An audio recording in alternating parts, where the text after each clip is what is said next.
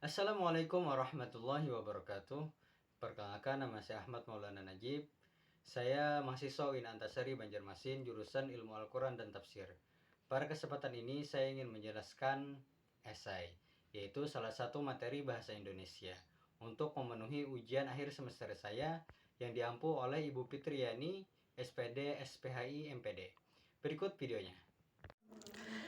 Definisi esai.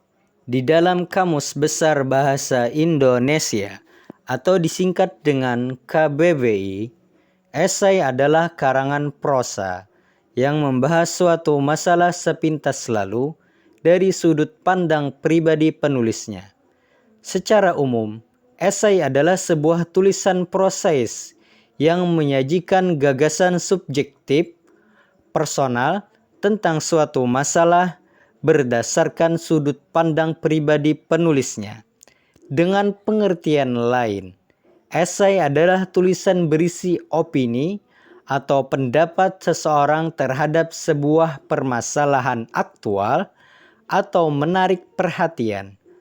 Tulisan jenis esai lebih mengutamakan ketajaman analisis, interpretasi, dan refleksi dengan kedalaman uraian disertai kekuatan argumentasi.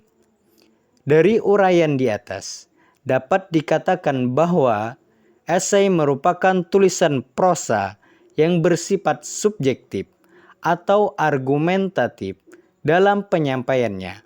Sebuah esai merupakan suatu penilaian, pandangan, pendirian, atau evaluasi penulis terhadap suatu hal untuk kemudian diambil kesimpulan.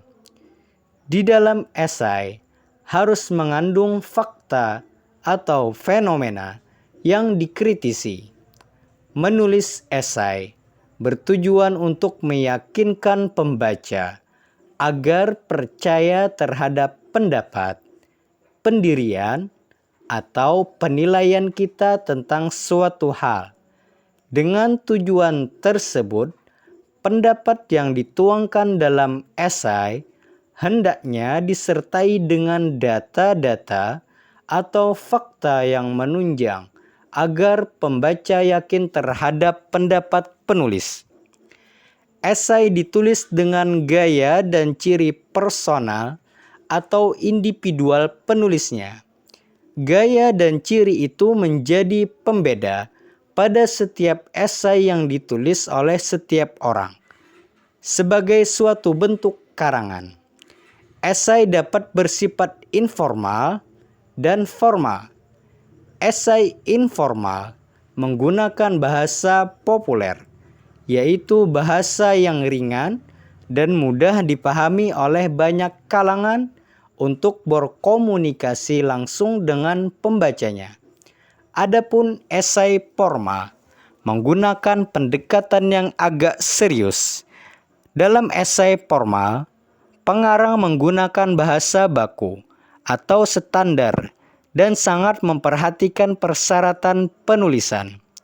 Namun, baik esai informal maupun esai formal, penulis harus tetap menggunakan bahasa yang baik dan benar, serta menghindari penggunaan bahasa figuratif, konotatif, atau bahasa kiasan, agar tujuan menyajikan isi tulisan dapat dipahami dengan baik.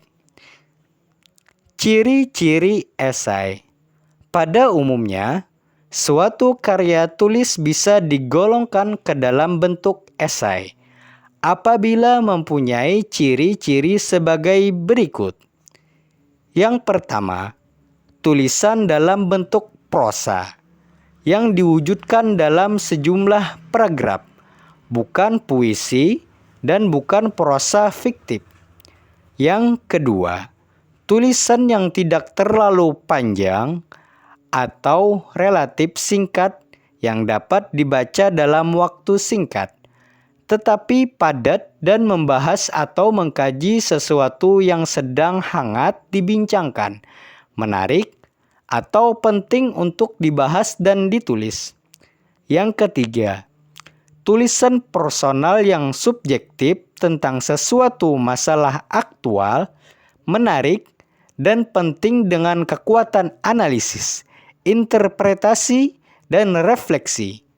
Yang keempat, tulisan yang bersifat formal dan informal dengan membawa ciri personal, nada pribadi, dan gaya khas sesuai dengan karakter penulisnya yang berbeda dengan penulis lain. Yang kelima, tulisan yang berisi pendapat, pandangan, pikiran, sikap, pendirian penulis tentang suatu hal untuk dibincangkan dengan fakta, ketajaman, gagasan, dan kekuatan argumentasi. Yang keenam, tulisan yang memiliki 3 struktur umum, yaitu pendahuluan, isi, penutupan. Itulah arti dan memahami masalah esai.